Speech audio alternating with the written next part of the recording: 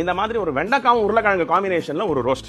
மிளகா, கருவேப்பிலை, வறுத்த வேர்க்கடலை, வெள்ளை எள்ளு, தேங்காய் துரு, இந்த மாதிரி ஒரு பவுடரா இதை அரைச்சு வச்சிருக்கோம். இந்த நெய்ல முதல்ல வெண்டைக்காவை போடுறோம். இந்த 3/4 குக்கான வெண்டைக்காவை இந்த நெய்ல இருந்து வடிகட்டி நம்ம ஒரு பவுல்ல போட்டு வைக்கணும். உருளைக்கிழங்கு இது மாதிரி ஃபைனா சாப் பண்ணி வச்சிருக்கோம். பேலன்ஸ் இருக்கிற நெய்ல இது மாதிரி காஸ் பண்ணும். இதையும் இந்த வெண்டைக்காய் கூட சேர்த்து வச்சிருங்க.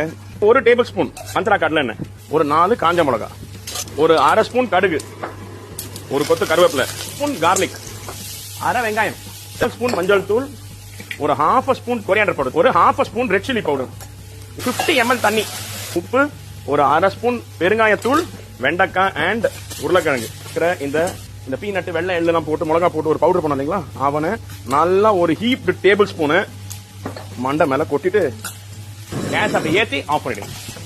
வெண்டைக்காய் அண்ட் உருளைக்கிழங்கு ரோஸ்ட் ஆந்திரா ஸ்டைல்